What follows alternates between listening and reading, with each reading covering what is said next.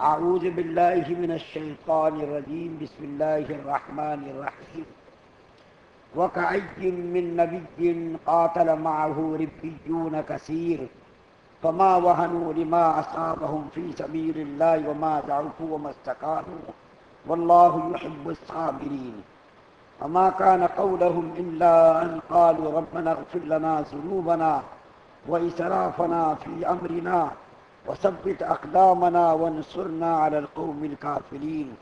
فآتاهم الله ثواب الدنيا وحسن ثواب الآخرة والله يحب المحسنين۔ اور بہت نبی ہو چکے ہیں جن کے ساتھ ہو کر بہت اللہ والے لڑے ہیں، سو نہ تو ہمت ہاری انہوں نے ان مصائب کی وجہ سے جو ان پر اللہ کی راہ میں واقع ہوئی، اور نہ ان کا زور گھٹا اور نہ وہ دبے، اور اللہ تعالیٰ کو ایسے مستقل مزاجوں سے محبت ہے، اور ان کی زبان سے بھی تو اس کے سوا اور کچھ نہیں نکلا کہ انہوں نے عرض کیا کہ ہمارے پروردگار ہمارے گناہوں کو اور ہمارے کاموں میں ہمارے حد سے نکل جانے کو بخش دیجیے اور ہم کو ثابت قدم رکھیے اور ہم کو کافی لوگوں پر غالب رکھیے۔ سو ان کو اللہ تعالیٰ نے دنیا کا بھی بدلہ دیا اور آخرت کا بھی عمدہ بدلہ دیا، اور اللہ تعالیٰ کو ایسے نیکوکاروں سے محبت ہے۔ سورہ آل عمران کی 146، 147 اور 148 تین آیات آپ کے سامنے پڑھی گئی ہیں۔ اللہ تعالیٰ نے ان آیات کریمہ کے اندر صحابہ کرام کی تسلی اور اس کی دلجوئی فرمائی ہے۔ اللہ تعالیٰ فرماتے ہیں کہ دنیا کے اندر تمام انبیاء کرام، جتنے بھی پیغمبر آئے، جتنے بھی انبیاء آئے، تمام انبیاء کرام نے جہاد اور قتال کیا ہے۔ یہ جہاد اور قتال کو نئی چیز نہیں، چونکہ صحابہ کرام کو تسلی دینی مقصود ہے۔ یہ جہاد اور قتال اور جنگ و جدال یہ کوئی نئی چیز نہیں۔ جتنے بھی پیغمبر اور جتنے بھی رسول آئے، تمام رسولوں نے، تمام پیغمبروں نے جہاد اور قتال کیا ہے، اور وہ لوگ جہاد اور قتال میں کبھی دبے نہیں، کبھی ڈرے نہیں، کبھی جو ہے ان کے استقلال میں کوئی کمی نہیں آئی، ان کی مستقل مزاجی میں کوئی کمی نہیں آئی۔ اور جب سے دنیا کے اندر انسانوں نے بسنا شروع کیا ہے، تب سے لے کر اب تک اور قیامت تک حق و باطل کے درمیان تصادم رہے گا۔ تو صحابہ کرام کو اللہ تعالیٰ فرما رہے ہیں کہ دیکھو، پہلے نبیوں نے بھی جہاد کیا، پہلے نبیوں نے بھی قتال کیا، اور جہاد اور قتال کے ساتھ ساتھ انہوں نے دعائیں بھی مانگی۔ ان آیات کے اندر دیکھیے 4 دعاؤں کا ذکر ہے۔ سب سے پہلی دعا کیا ہے؟ یا اللہ پچھلے گناہ اور قصور کو معاف فرما دیجئے۔ یہ دعا بھی مانگ رہے ہیں، کام بھی کر رہے ہیں، جہاد اور قتال بھی کر رہے ہیں، اور اپنے نیک کاموں کو کم سمجھ رہے ہیں، وہ بڑا نہیں سمجھ رہے ہیں، بلکہ ان نیک کاموں کے کرنے کے بعد پھر اللہ سے دعا بھی مانگ رہے ہیں کہ پچھلے گناہوں کی اللہ معاف کر دیجئے۔ دوسری دعا یہ مانگ رہے ہیں اس ہمارے جہاد یا حد سے جو کوتاہی ہو گئی ہو اس کو بھی معاف فرما دیجئے۔ تیسری دعا یہ مانگ رہے ہیں ثابت قدمی رکھے، مطلب جہاد اور قتال کے اوپر ثابت قدمی بھی رکھے۔ اور چوتھی دعا مانگ رہے ہیں ہماری مدد فرمائیے دشمن پر غلبہ پانے کے لیے ہماری مدد بھی فرمائیے۔ تو 4 دعائیں نبیوں کی نقل کی گئی ہیں کہ وہ لوگ نیک کام بھی کرتے تھے، جہاد اور قتال بھی کرتے تھے، اس کے ساتھ ساتھ یہ دعا بھی مانگتے تھے۔ علماء کرام اور مفسرین فرماتے ہیں کہ آدمی اپنے عمل کو بڑا نہ سمجھے، کتنا بڑا بھی نیک کام کرے اس کو بڑا نہ سمجھے، بلکہ اس کو اللہ کی توفیق سمجھے۔ اللہ کی توفیق کے بغیر دنیا کے اندر ہم کوئی نیک کام نہیں کر سکتے۔ اللہ کی توفیق ہوگی، اللہ کا فضل ہوگا، تو اللہ کی توفیق اور اللہ کے فضل سے ہی نیک کام انجام پا سکتے، ورنہ ہم ایک مرتبہ بھی سبحان اللہ اللہ کی توفیق کے بغیر نہیں کہہ سکتے۔ اس لیے علماء لکھتے ہیں کہ ایک مرتبہ سبحان اللہ کہنے کے بعد جب دوسری مرتبہ توفیق ہوتی ہے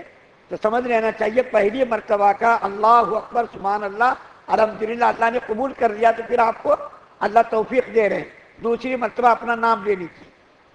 اللہ تعالیٰ کا نام اتنا مقدس، اتنا مبارک ہے، بغیر اللہ کی توفیق کے کوئی آدمی اللہ کا نام لے ہی نہیں سکتا، کوئی نیک کام کر ہی نہیں سکتا۔ تو ان آیات کریمہ کے اندر اللہ تعالیٰ نے جو فرمایا، مفسرین لکھتے ہیں کہ آدمی کو اپنے کسی کام پر، کسی عمل پر ناز نہیں کرنا چاہیے، بلکہ کتنا بڑا بھی کام آدمی کرے اس کو ہمیشہ توبہ استغفار کرتے رہنا چاہیے۔ اس لیے نبی کریم صلی اللہ علیہ وسلم جب نماز مکمل فرماتے تھے تو نماز کی تکمیل کے بعد سبحان اللہ الحمدللہ اللہ اکبر استغفر اللہ استغفر اللہ استغفر اللہ، سبحان اللہ، نماز کی تکمیل پر اللہ کی بڑائی بیان کرتے تھے، اللہ کی پاکی بیان کرتے تھے، الحمدللہ اللہ کی تعریف بیان کرتے تھے کہ اللہ کی توفیق کے بغیر، اللہ کے فضل کے بغیر ہم یہ کام نہیں کر سکتے تھے۔ اللہ تعالیٰ نے ہم کو نیک کام کی توفیق دی، تو اللہ تعالیٰ کی توفیق کا ذکر کرتے تھے، اور اس کے بعد پھر 3 مرتبہ استغفر اللہ استغفر اللہ استغفر اللہ پڑھتے تھے۔ حالانکہ دیکھیے نبی کریم صلی اللہ علیہ وسلم تو معصوم تھے، ہمارے نبی صلی اللہ علیہ وسلم سے کسی قسم کا کوئی گناہ، کسی قسم کی کوئی خطا ہو ہی نہیں سکتی، ہر قسم کے گناہوں سے معصوم ہونے کے باوجود بھی نماز کی تکمیل کے بعد سبحان اللہ الحمدللہ اللہ اکبر استغفر اللہ استغفر اللہ استغفر اللہ پڑھتے تھے۔ ہم کو بتانے کے لیے کہ جب ہم اتنے بڑے نبی ہیں اور اتنے بڑے نبی ہونے کے باوجود بھی نماز کی تکمیل کے بعد ہم یہ کر رہے ہیں کام، اللہ کی بڑائی بیان کر رہے ہیں، اللہ کی تعریف بیان کر رہے ہیں، پھر استغفر اللہ کر رہے ہیں ہم، یا اللہ نماز کے اندر جو کمی رہ گئی ہو، جو غلطی ہو گئی، ان غلطیوں کو، کمیوں کو جو ہے معاف کر دیجئے۔ تو جب یہ نبی صلی اللہ علیہ وسلم کر رہے، ہم لوگوں کو بھی اپنے نیک کام پر کبھی بھی ناز نہیں کرنا چاہیے، ہمیشہ اپنے نیک کام کو کم سمجھ کر کے اللہ سے ہمیشہ جو ہے اس کی قبولیت کی دعا مانگتے رہنا چاہیے، اور یا اللہ جو غلطیاں ہو گئی ہوں ان غلطیوں کو معاف فرما دیجیے۔ تو اللہ کی توفیق کے بغیر کوئی کام ہو نہیں سکتا۔ تو ان آیات کریمہ کے اندر اللہ تعالیٰ نے انبیاء کرام کے حالات کو بیان کر کے صحابہ کرام کی تسلی فرمائی کہ دیکھو یہ جہاد قتال یہ کوئی نئی چیز نہیں، تم لوگ بھی اس پر قائم رہو،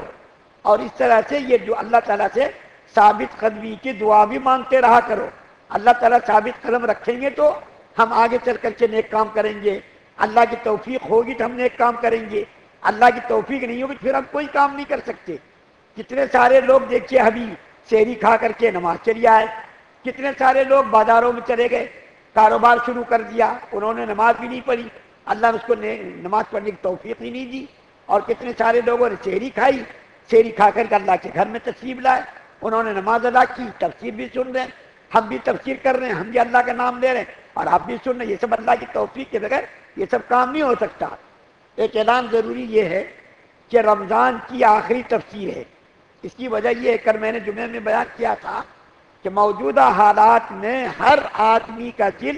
زخمی ہے، مغموم ہے، چاہے وہ مسلمان ہو چاہے کافر ہو، ساری دنیا بلائے عظیم آئی ہوئی ہے ساری دنیا کے اندر۔ پہلے کیا ہے، پہلے کوئی آفت آتی تھی، کوئی بلا آتی تھی، وہ علاقائی بلا ہوتی تھی، ایک علاقے میں، ایک ریاست میں، ایک ملک میں، لیکن آج کی یہ جو بلا آئی ہوئی ہے یہ بالکل انٹرنیشنل بین الاقوامی سطح کی بلا ہے۔ ہر آدمی کا دل بالکل زخموں سے چور ہے، مغموم ہے۔ انسان تو انسان، کل میں نے ذکر کیا تھا، جانور تک حالات سے متاثر ہوتے، جانور تک کو حالات کا اثر پڑتا۔ تو میں بھی زخمی ہوں، فون آتا، مولانا جو ہے فلاں آدمی کی صحت یابی کے لیے دعا کیجیے، فلاں آدمی کا انتقال ہو گیا اس کی مغفرت کے لیے دعا کیجیے۔ ظاہر بات ہے میں بھی انسان ہوں، میں بھی چھوٹا موٹا انسان ہوں، میرے سینے کے اندر بھی دل ہے، تو حالات سے میں بھی متاثر ہوں۔ دوسری بات یہ ہے کہ رمضان میں تراویح پڑھانے والے کو تراویح کی اتنی فکر ہوتی ہے، اتنی فکر ہوتی ہے کہ اس کے علاوہ نہ تو کھانا اچھا دکھتا، نہ تو سونا اچھا دکھتا، ہر وقت قرآن کی فکر سوار رکھتی۔ قرآن اتنی بڑی کتاب ہے، اللہ کی کتاب، جس کے بارے میں خود اللہ نے فرمایا کہ اگر اس کتاب کو میں پہاڑ پر نازل کرتا تو پہاڑ بھی اس کا تحمل نہیں کر سکتا تھا، پہاڑ بھی اس کے بوجھ کو اٹھا نہیں سکتا تھا، اور وہ پہاڑ بھی ریزہ ریزہ ہو جاتا تھا۔ ایک جگہ قرآن کے اندر خود اللہ فرماتے ہیں کہ آسمان پر جب اس قرآن کو اتارنے کا ارادہ کیا تو آسمان نے انکار کر دیا، زمین نے انکار کر دیا، پہاڑوں نے انکار کر دیا۔ جب اتنی بڑی عظمت والی کتاب ہے، ہم جیسا چھوٹا موٹا انسان نے اس قرآن کے بوجھ کو اٹھایا ہے، ظاہر بات ہے فکروں کا ہونا لازمی ہے۔ تو 4 گھنٹے 5 گھنٹے تک، کم سے کم 4 گھنٹہ قرآن پڑھنے کے بعد ہم عشاء تراویح میں قرآن سنا رہے ہیں، ہر وقت اس کی فکر رکھیں، اس کو دوسرا آدمی محسوس نہیں کر سکتا، ہم ہی محسوس کر سکتے۔ جس کے دل کے اوپر غم رہتا، بوجھ رہتا، وہی آدمی بوجھ محسوس کر سکتا، دوسرے آدمی کو کیا پتا آپ بیٹھے ہو آپ کے دل پہ کیا غم ہے، ہمارے دل کے اوپر کیا غم ہے ہم کو معلوم، آپ کا غم آپ کو معلوم، ساری دنیا کے لوگوں کو جو غم ہے وہ ساری دنیا کے لوگوں کو جس کو غم ہے اس کو معلوم ہوتا۔ تو اس لیے جو ہے رمضان کے اندر مشکل حالات میں اس مرتبہ ہمیشہ میں تفسیر کرتا تھا رمضان میں، پورے رمضان، لیکن اس مرتبہ اتنے مشکل حالات ہیں، اتنے مشکل حالات ہیں، طبیعت نہیں چاہتی۔ دوسری بات یہ ہے کہ تفسیر کے بیان کرنے کے لیے جتنی تیاری کی ضرورت پڑتی ہے، جتنی تیاری کی ضرورت پڑتی، اتنی تیاری میں رات کو دیکھا آگے آنے والی آیات کی جو تفسیر کتابوں کے اندر لکھی ہے وہ بڑی لمبی لمبی تفسیر ہے۔ تو میں نے غور کیا کہ اتنی لمبی تفسیر میں کب پڑھوں گا، کب سوؤں گا؟ قرآن کے اوپر ایک بوجھ ہے، قرآن کا بوجھ ہے، دل و دماغ کے اوپر ایک قرآن کا بوجھ ہے، میں یہ تفسیر کب پڑھوں گا، کب مطالعہ کروں گا؟ تو رات کو ہمت جو ہے پست ہو گئی، ہمت میں ہار گیا۔ اتنی بڑی بڑی کتابیں، اتنی لمبی لمبی تفسیروں کا مطالعہ مشکل ہے۔ یہ بات اس لیے عرض کر رہا ہوں، یہ تفسیر واٹس ایپ پہ جاتی ہے، یوٹیوب پہ جاتی ہے، بہت سارے لوگ فون کرتے ہیں کیا وہ تفسیر آج نہیں آئی،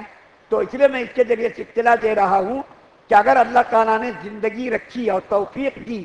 تو رمضان کے بعد ہم انشاءاللہ تفسیر شروع کریں گے۔ آپ لوگوں کا ہمیشہ ہمارے ساتھ تعاون رہا، حوصلہ افزائی آپ لوگوں نے کی، ہمیشہ آپ لوگ بیٹھ کر کے تفسیر سنتے رہے۔ اللہ تعالیٰ کا فضل ہے کہ اللہ تعالیٰ قرآن تعلیمات عام کرنے کا ہم کو بھی موقع دے رہا، سننے کا آپ کو بھی موقع مل رہا۔ یہ تیسری تفسیر ہے، 2 تفسیر مکمل ہوئی، یہ تیسری تفسیر ہے جس کو ہم بیان کر رہے ہیں، اور یہ یوٹیوب پہ بھی تیسری تفسیر جاری ہے۔ یہ سب اللہ تعالیٰ کی توفیق سے اور اللہ تعالیٰ کے فضل سے سب کام ہو رہا۔ اللہ تعالیٰ نے ہم کو تفسیر کرنے کی توفیق دی اور اللہ نے آپ کو بھی توفیق دی۔ میں صرف سننے والوں سے اتنی درخواست کروں گا جو یوٹیوب پہ سن رہے ہیں کہ وہ صرف ہمارے لیے، ہماری صحت کے لیے اور ساری امت مسلمہ کی عافیت کے لیے، ساری امت مسلمہ کی خیر خواہی کے لیے، ساری امت مسلمہ کی بھلائی کے لیے دعا کریں۔ اللہ تعالیٰ سے دعا ہے کہ اللہ تعالیٰ ہم تمام مسلمانوں کو قرآنی تعلیمات کو عام کرنے کی اور قرآن کو سمجھ کر اور سمجھ کر کے پڑھ کر کے عمل کرنے کی توفیق عطا فرمائے۔ سبحان اللہ و بحمدہ، سبحان اللہ و بحمدہ۔